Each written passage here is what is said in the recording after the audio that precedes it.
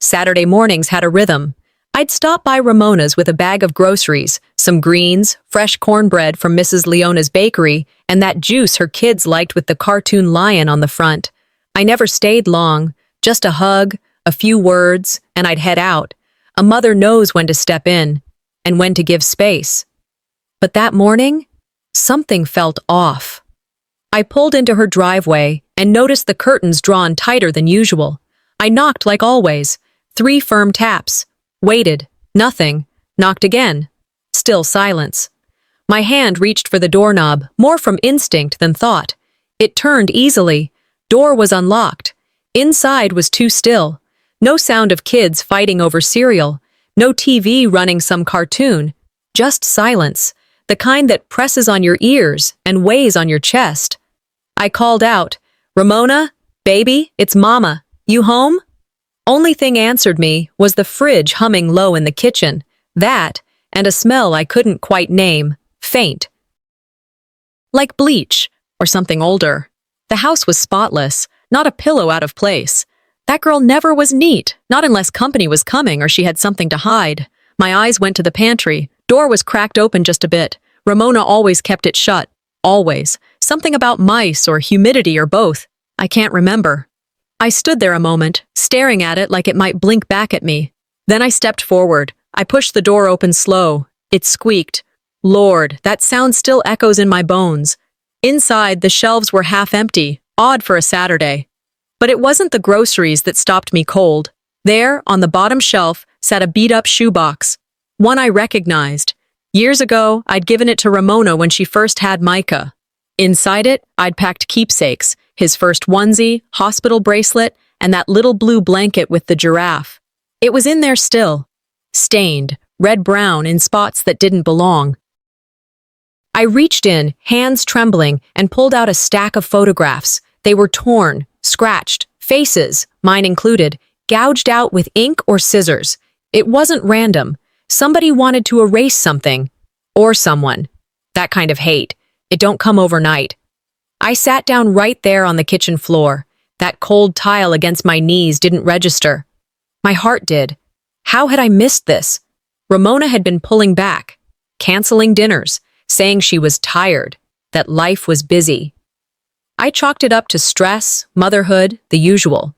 But this was something deeper. A mother knows when her child is hiding pain, and sometimes shame. I thought of her daddy, how he'd always said, "Don't let silence build a wall between you and your blood." Lord, if he could see this now, was this her way of asking for help or warning me to stay gone? Either way, I couldn't ignore it. I got up, wiped my eyes, and reached for my phone. My thumb hovered over the screen longer than it should have. It felt wrong dialing that number, but something in me knew this wasn't just a family matter anymore. When the 911 operator picked up, my voice cracked. "I need someone to come, please." She asked me to stay calm. I told her what I found. The box, the blanket, the pictures. There was a silence on the other end, heavy and cold. "We're sending someone now," she finally said.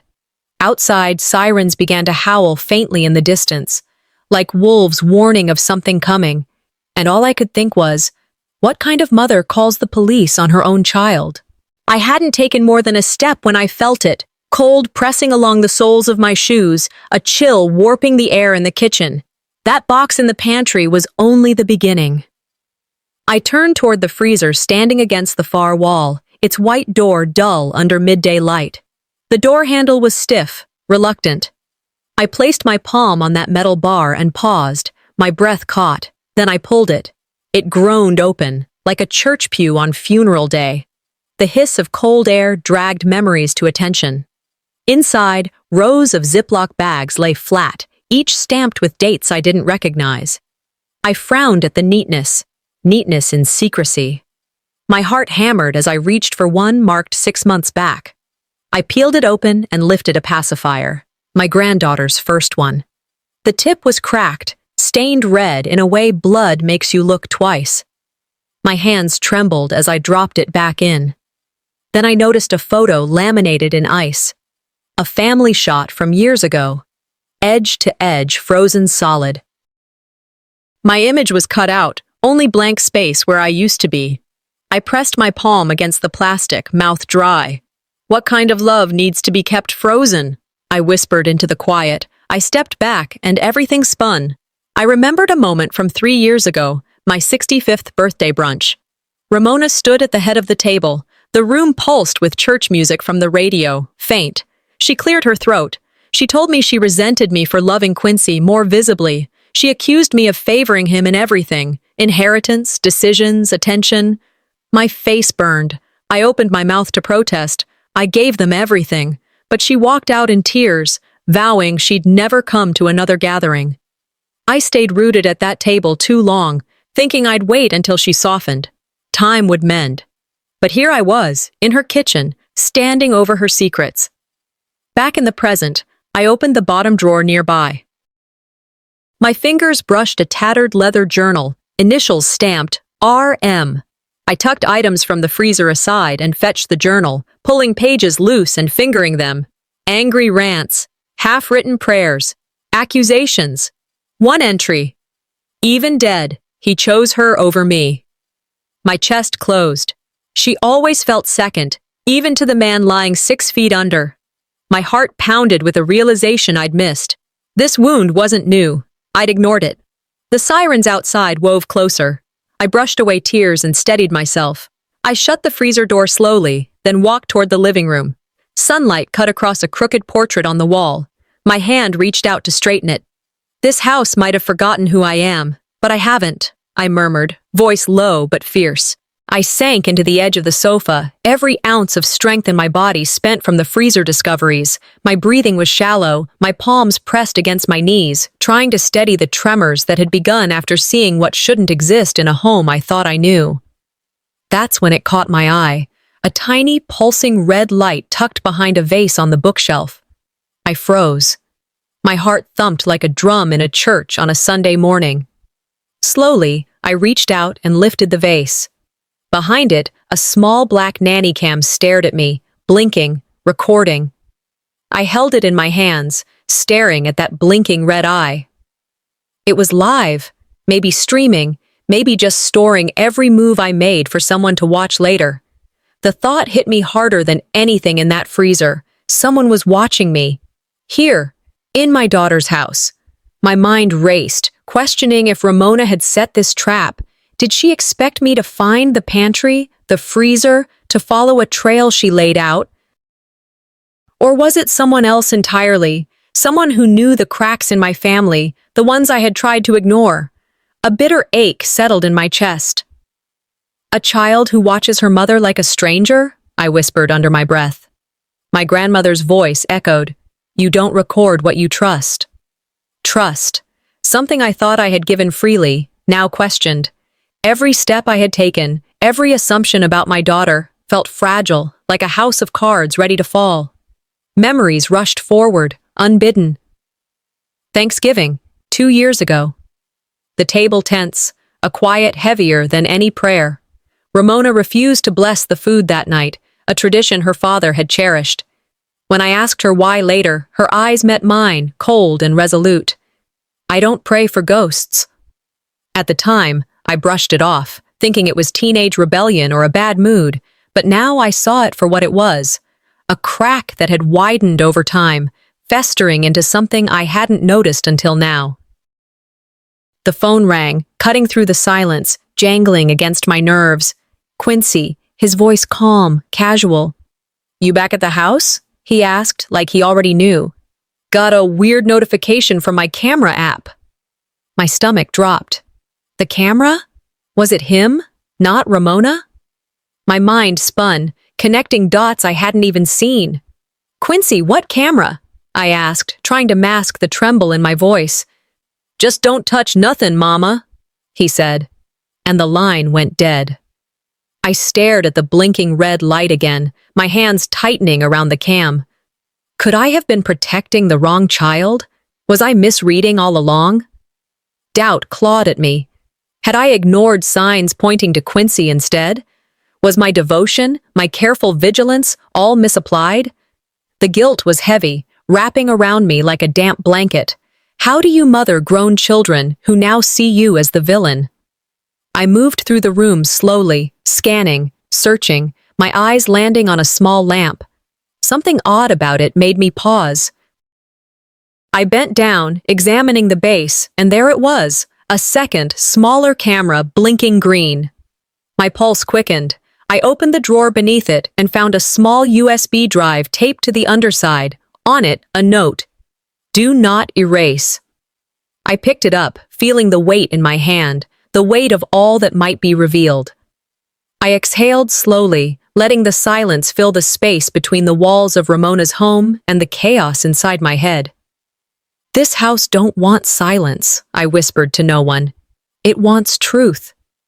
My reflection caught in the darkened screen of the TV, and I saw a woman who had always tried to hold her family together, now standing amid questions that might never have clear answers.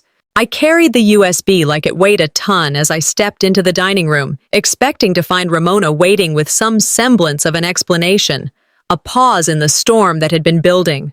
But the room was silent. The air hung heavy with a staged perfection, flowers in a vase too pristine, polished silverware catching the sunlight just so, and not a hint of my presence anywhere. My eyes traveled over the family photo wall, scanning for the familiar smile of a mother within her own walls. Nothing. My face wasn't there. My hands clenched at my sides, a cold knot twisting in my stomach. Even my favorite chair was gone, whisked away as though it had never been mine. Ramona entered, the forced politeness in her smile a thin mask. Her eyes skimmed mine, refusing connection. I forced my own voice steady, but the tightness in my throat betrayed me. Space, she said, cold as ice. You always made things difficult, Mama. I swallowed hard. Space. Or the walls she had been building with every silence, every cold glance, every time I tried to reach in and found only distance. My heart thudded as old arguments flashed through my mind. Money, inheritances, choices she felt I questioned. My sacrifices, my presence, my care, turned against me. I had raised my children with the belief that honesty and guidance would be enough, that love would be recognized. But here, in this room, it was weaponized, twisted into proof that I had been the problem all along. I found the legal documents next, tucked beneath a stack of pristine envelopes. My name erased from deeds and the family will, scratched off, replaced by Selah Monroe's name as sole owner. My own home, legally no longer mine. Rage burned in my chest, sharp as a blade. The audacity to erase me physically and now legally, as if my existence could be nullified with ink and paper. I felt the weight of generational truths settling in.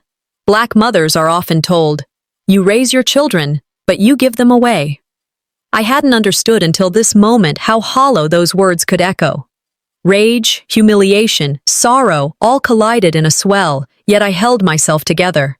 I confronted Selah, my voice calm but sharp. You don't get to erase me just because you fear me.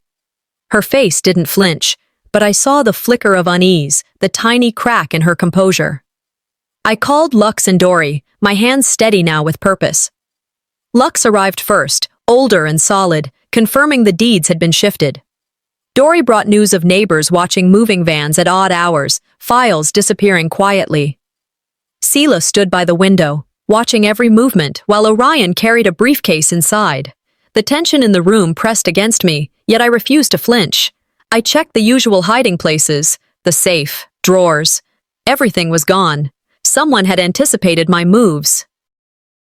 Shadows fell across the hall, grill lines from the window catching my reflection, making it seem as though I was behind bars.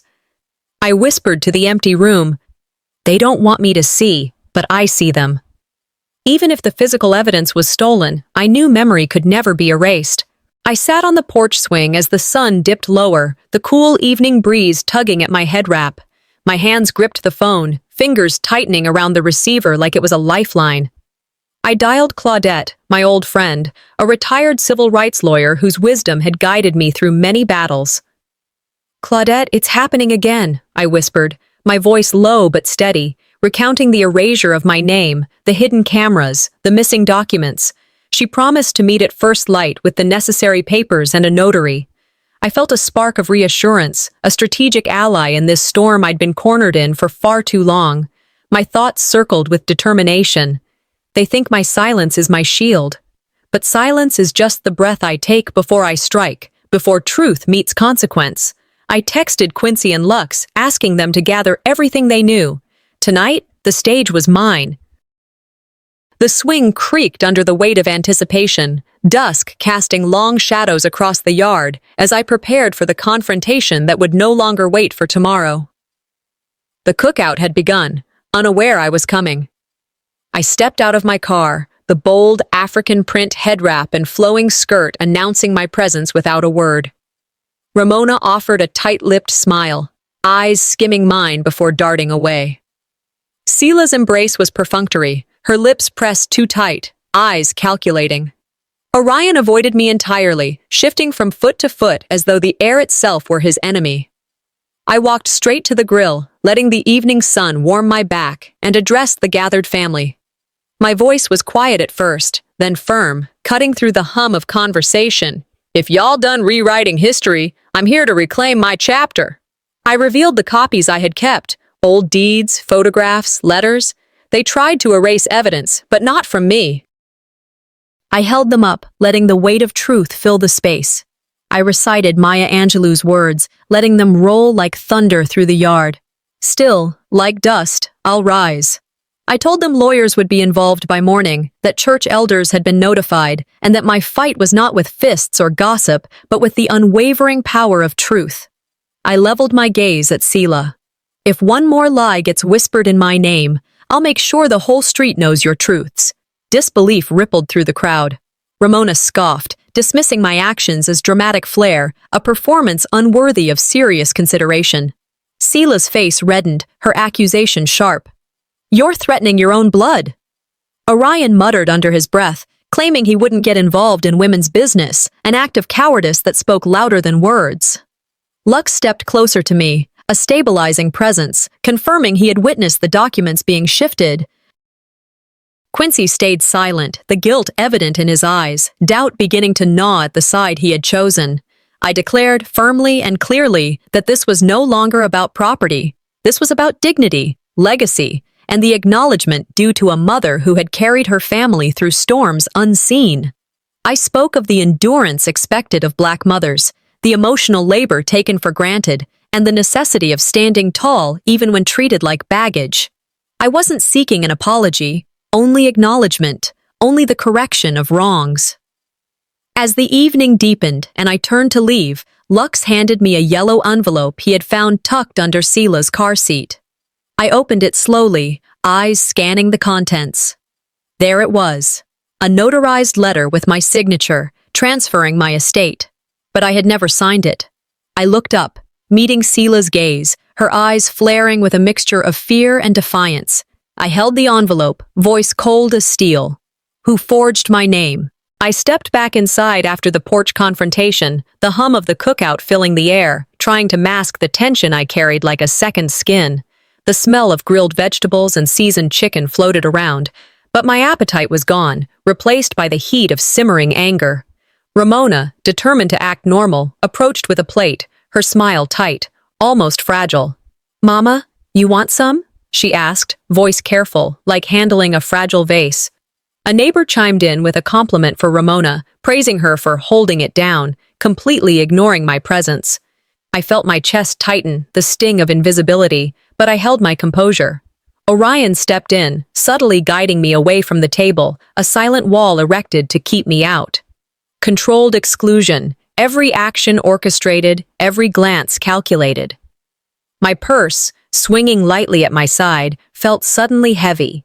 As I turned toward the hallway, Sela signaled Orion. "Ma, do you mind if I check your bag?" "We're just making sure everything's safe." My body froze. Violation of dignity. Slowly, deliberately, I handed over my purse, eyes locked on Orion as he rifled through its contents. Old bills, photographs, letters, scattered across the table like evidence of my life. Guests shifted uneasily, whispers hushed under the weight of the moment. Sela's voice, calm as a summer morning, cut through. "Just keeping peace, Mama." My mind screamed, fury coiling like a spring. "You think you can disrespect me under the guise of concern?" But my face remained serene, a mask of patience and calculation. Rage burned quietly, strategic and controlled. I remembered my late husband's words. "Don't let folks police your heart or your home." He'd always reminded me that dignity was not something to relinquish, even when provoked. This wasn't about being right, it was about being seen, about planting a seed that would grow into accountability. I stepped away from the table, formulating the next moves in my mind, texting Lux and Cassian. "Tonight, I need every name you have. We go legal on Monday." Cameras in the house, neighbor windows, potential witnesses. I cataloged them all, mentally mapping my battlefield. They thought I was fading, invisible, irrelevant. I whispered to myself, fire in my chest. I'll show them how bright I can burn. My eyes caught the blinking red of a security camera in the driveway. Every step, every glance, possibly logged for later interpretation. Caution became a necessity. One wrong move, one flare of visible anger, and they would paint me as the insane mother, the villain in my own story. Internal tensions surged, warrior and mother, offense and restraint, strength and vulnerability intertwined. As I walked down the back hallway, my footfalls echoing, I noticed a small recording device tucked into the molding. At first, it blended with the wood, subtle and unassuming. Heart pounding, I leaned closer, recognized it for what it was. An audio mic, hidden, silent, capturing whispers and footsteps. They were listening, even in silence. I bent, gently pocketed it, keeping my discovery hidden, eyes narrowing on Sela, who gave me a cold, measured smile from across the room. The message was clear. They knew I was watching. They knew I was aware, and still they persisted. I turned back, mind already strategizing, pulse steadying, resolve hardening. This was no longer about being polite or patient. The seed of war had been planted, and I would nurture it with precision. Their underestimation of me, their assumption that silence meant submission, was their fatal mistake. Tonight, I learned that even whispers carried weight, and listening, unseen, would be my weapon as much as my words. I stepped back into the living room, tension clinging to me like a heavy shawl, the air thick with the mingled smells of late dinner and stale secrets. Everyone had gathered again, plates in hand, polite smiles stretched too thin. My eyes caught the TV flickering in the corner, cued to some family highlight reel. Ramona's hand hovered over the remote, signaling for it to play, her smile tight, rehearsed. I braced myself. The video began, my voice filling the room, then abrupt silence. My own words cut off mid-sentence, a harsh pause, leaving only static humming through the speakers. I stood abruptly, heart hammering. "You can't even let me finish speaking truth." Heads turned, eyes avoiding mine. Every glance felt like a blade. A cousin spoke up, voice tinged with casual dismissal. "Sela said she gave Mama chores, so she'd stay busy." My blood ran hot. "I didn't need permission to be in my own child's home," I snapped, sharp as iron. Questions tumbled from my lips, past favors, past privileges, every small kindness twisted into a task designed to keep me quiet. Ramona tried to dismiss it, laughter forced, but I pierced the veneer. "You turned motherhood into indentured servitude." Silence followed, thick and heavy, carrying the weight of their collective guilt. My eyes drifted to a painting hanging slightly crooked, a landscape I had painted in my younger years, brushstrokes echoing memory. The plaque bore another name, Sela, or Orion, as if claiming my work as their own. I lifted the original photo I had sent, every detail matching, undeniable. "You didn't reinterpret, you hijacked," I said, voice steady but trembling with righteous fury. The room went cold, gasps vibrating off walls. I demanded the restoration of credit, the return of recognition stolen under the guise of aesthetics. Tears threatened, but pride anchored me. They assumed I'd stay quiet forever. A rush of vindication coursed through me, each misstep of theirs unveiling fear of my voice. I remembered a gospel hymn, words threading courage through my veins. No weapon formed shall prosper. Eyes locked on Sela and Orion, I said quietly but firmly, "This ends tonight, or begins a war I finish." From my pocket, I drew the small recording device I had found earlier. I played a snippet, a voice of Sela instructing Orion, "Mama's getting too loud. Quiet that room." The room, once a haven, transformed into a courtroom. I placed the device on the pillow of the stolen painting, a silent declaration. "You painted over me. Watch me repaint truth." The weight of their deception was palpable, the walls themselves seeming to lean in. Before any response could take shape, a knock sounded, heavy, deliberate, echoing through the tense room. My body stiffened, every muscle aware. Heart pounding, I took a slow step back, voice steady despite the tremor under my ribs. "Who's there?" The door handle turned, and in that moment, the fragile mask of civility began to slip entirely. I stepped back into the living room, the shadows stretching long across the carpet, and froze at the sight of a small wrapped gift sitting on the coffee table. My fingers trembled as I recognized it, the gift I had picked out for Zadie that morning. But the tag wasn't mine. "From Auntie Denise," it read. I felt a hollow ache, a quiet sting. "You gave me the same thing, but I'm not worth telling you gave it," I whispered under my breath. Sela's voice attempted a defense. "I was just helping with tags." I lifted the wrapping, spotted my own handwriting inside, confirming it was undeniably mine. The betrayal, small but pointed, settled into my chest like a stone. Later, the birthday cake was brought out. Zadie, 15 today, beamed under candlelight. But my name was missing from the inscription. "Mom, Dad, Aunt Sela, Uncle Orion, we love you all." My presence, my place, erased. Zadie's eyes flicked toward me briefly, then away, the awkward weight of the omission cutting deeper than I could speak. I swallowed hard, the hurt silent but palpable, feeling the absence of acknowledgement in every flicker of candlelight. I asked the family to gather in the study, my voice calm but firm.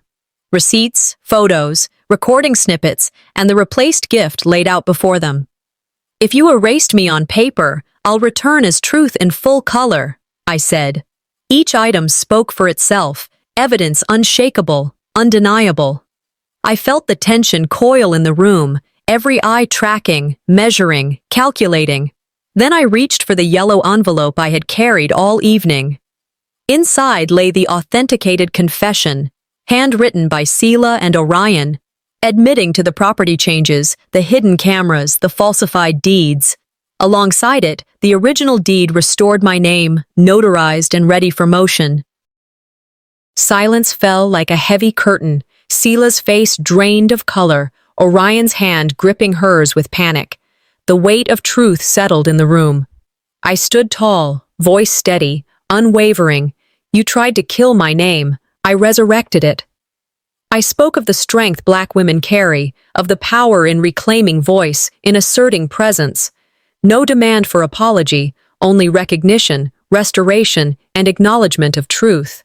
Lux and Dory, standing witness, offered quiet support. Quincy's eyes met mine, conflicted, yet aligned at last. A click echoed through the still room, the front door unlocking unexpectedly. I turned sharply, heart racing, and smirked through the tension. "You didn't expect back doors, did you?" The lights flickered, shadows shifting, and I braced, knowing the next arrival would not come to be silenced. The door swung open slowly, and I braced myself, heart thumping in the quiet night. Quincy stepped in, eyes glistening with tears, a folder clutched tightly in his hands. His usual calm demeanor was gone, replaced with vulnerability I hadn't seen in years. "Mama, I'm sorry I hid from you," he said, voice shaking. He confessed that Sela had coerced him, manipulated him into silence, and he laid the folder on the table before me. Shock, relief, and heartbreak collided inside me, twisting together like a storm. We spread the documents across the study table. Emails, bank transfer logs, camera feeds, every thread of manipulation and deceit meticulously recorded. The envelope from earlier, the one containing Sela and Orion's confession, was validated by a third-party forensic stamp. I read aloud the handwritten admission, property changes, my name erased, hidden cameras installed. Sela and Orion had no place to hide. Orion attempted a feeble denial. Sela stuttered, their logic crumbling under the weight of proof. As the night deepened, I composed a video statement, recording for both online sharing and the local community network. My voice was calm, deliberate, yet firm. I will not live in silence again. I named Lux, Dory, and Quincy as witnesses, thanking them for their steadfast support. This is not revenge. This is reparation, I said, looking directly into the camera, ensuring the truth reached those who needed to hear it. The upload began, the comments already flooding in with messages of support, validation, and shared recognition. By dawn, the legal team called with confirmation. My deeds were reinstated, a restraining order filed. I held the restored deed as if it were a sacred text, a tangible affirmation of my presence and rights. I walked through the house, kitchen, pantry, freezer, touching each corner with reverence. At the spot where my painting had been replaced, the plaque now bore my name once again. I whispered quietly to myself, "My name is not erased anymore." Even in victory, the wounds remained, breathing beneath the surface. Victory doesn't cure wounds, it releases me from hiding, I thought, flipping through an old photo album, reliving childhood memories, snapshots of my husband, the early years of my life, stronger, quieter, alert. This was not the woman who had entered this house weeks ago. Stepping onto the porch before sunrise, I inhaled the cool morning air, the horizon stretching wide and golden before me. I whispered into the waking day, "I'm still here, and I still rise." Truth was reclaimed, but I knew healing was ongoing. Family fractures might never mend. Yet the story, my story, was now undeniable. To anyone who ever felt invisible, I said in my mind, "Tell your story. Speak. Reclaim." I went into my daughter's pantry and came out reclaiming my legacy, I murmured, letting the words settle like the first light of morning across Birmingham.